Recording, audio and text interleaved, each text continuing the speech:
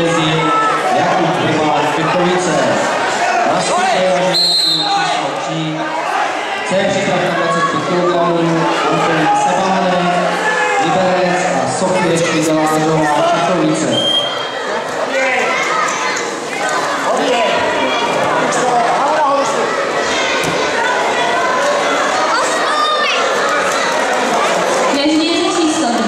Zvítězil herce Alexandr z Hodonína, nastupuje